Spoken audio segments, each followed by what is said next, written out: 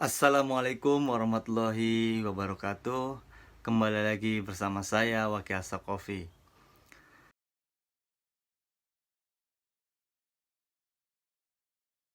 Kali ini saya lagi-lagi akan bicara terkait lockdown, ya enggak? Akan tetapi bukan lockdown yang ada di Indonesia, karena memang Indonesia memilih untuk pembatasan sosial skala besar, ya. Jadi Indonesia tidak memilih untuk lockdown. Kali ini saya akan bicara terkait lockdown yang dilakukan oleh pemerintah Cina, khususnya untuk kota Wuhan. Andai kata pemerintah Tiongkok, pemerintah Cina itu telat melockdown atau mengkarantina wilayah Wuhan, itu tingkat penyebarannya itu sangat drastis. Nah, sehingga pada 19 Maret kemarin, Cina mengumumkan tidak ada lagi kasus baru penyebaran virus COVID-19. Meskipun ada sekitar 39 kasus baru, itu bukan dari masyarakat lokal, tapi dari masyarakat luar atau dari luar negeri gitu, orang yang datang ke Cina. Bahasa kerennya itu imported case atau kasus yang diimpor. Seperti yang diberitakan media Cina, ada orang Indonesia yang membawa virus corona ke provinsi Shanxi. Nah, seperti itu contohnya. Sehingga mahasiswa internasional, mahasiswa asing seperti saya ini dilarang untuk kembali ke Cina dulu, karena memang Cina lagi healing gitu. Nanti andai kata orang lain datang ke Cina, itu nambah ribet lagi. Cina nggak mau ribet, jadi mahasiswa-mahasiswa asing itu tidak boleh datang dulu ke Cina meskipun perkuliahan udah berjalan. Nah, seperti itu.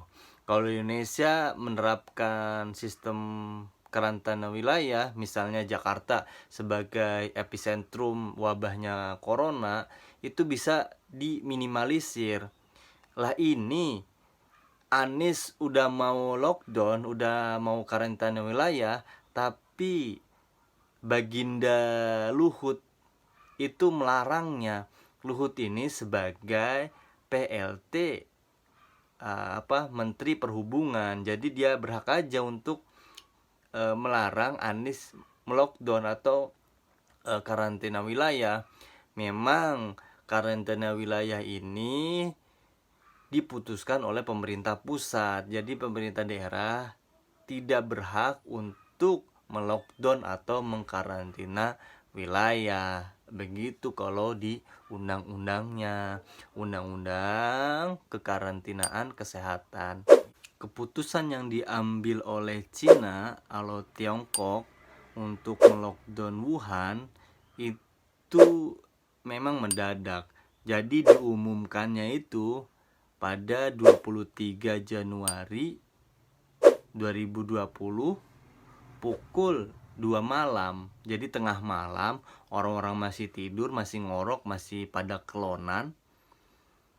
Itu diumumkan pemerintah Tiongkok bahwa Wuhan di lockdown, tidak boleh pergi dan ke Wuhan pukul 10 pagi. Jadi 10 pagi itu kendaraan di stop dari dan ke Wuhan gitu. Jadi orang-orang kaget gitu. Wah, kenapa harus di lockdown, kenapa harus dikarantina gitu. Sehingga yang terjadi adalah panic buying.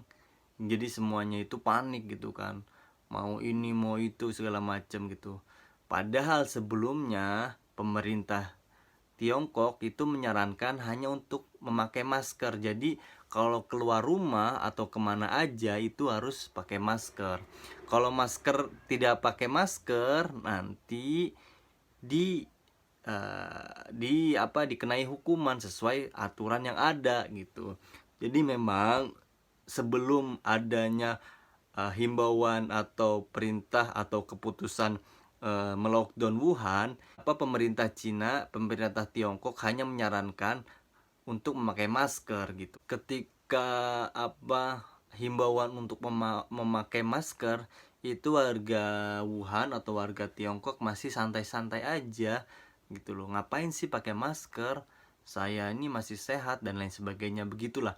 Merasa dia sehat. Apalagi ada seorang taksi diwawancari oleh sebuah media, ngapain sih pakai masker? Saya aja waktu itu saya tetap nyupir, masih menarik taksi gitu loh. Jadi dia merasa sombong gitu, merasa dirinya nggak apa-apa. Tapi ketika kebijakan lockdown ini diberlakukan, ya mereka taat. Dia di rumah aja, nggak keluar kemana-mana gitu loh. Beda sama Indonesia, disuruh di rumah aja masih berkeliaran. Bukan hanya berkeliaran, tapi ada aja yang nyeletuk, ngapain sih takut sama corona, takut mah sama yang maha kuasa, sama Tuhan yang maha kuasa. Begitu kan orang Indonesia. Indonesia memang ngeyel-ngeyel gitu kan, jadi nggak menghiraukan himbauan dari pemerintah. Masih semena-mena lah ya, masih menyepelekan lah bahasanya. Nah, beda dengan di Cina. Di Cina itu emang masyarakatnya taat-taat ya gitu. Teman-teman saya ketika saya hubungi lewat WeChat ketika wabah ini merebak ya enggak, saya tanya beberapa teman, gimana kabarnya ini gitu kan. Dia bilang kabar baik, tapi tidak bisa kemana-mana, tetap di rumah aja, stay at home ya gitu. Jadi mereka di rumah aja. Dan ada yang bilang hanya yang buka itu supermarket aja. Jadi hanya yang buka itu supermarket, selain itu ditutup semua. Nah begitu. Andai kata pemerintah Cina tidak melockdown Wuhan, itu bagaimana virus ini menyebar coba. Karena memang pada tanggal 25 Januari 2020 itu bertepatan dengan perayaan Imlek, tahun baru. Dimana memang perayaan Imlek ini semuanya pulang kampung gitu, mudik.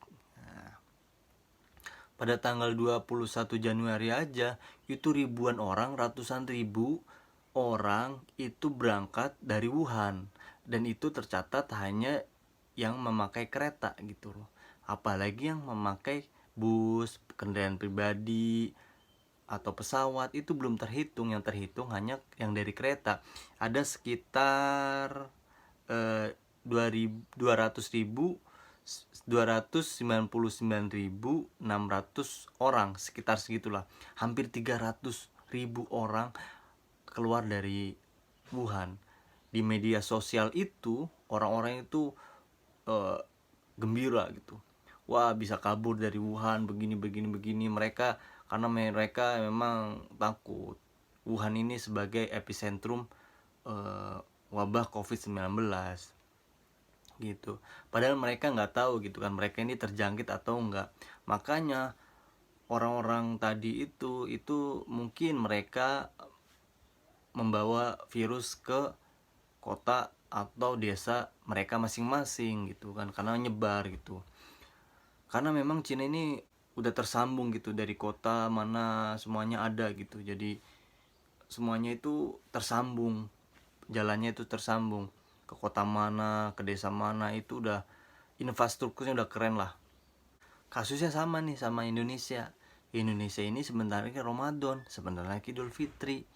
Banyak orang yang pasti yang bakal mudik. Nah, andai kata ini tidak diantisipasi, ya akan bakal meningkat tingkat penyebarannya.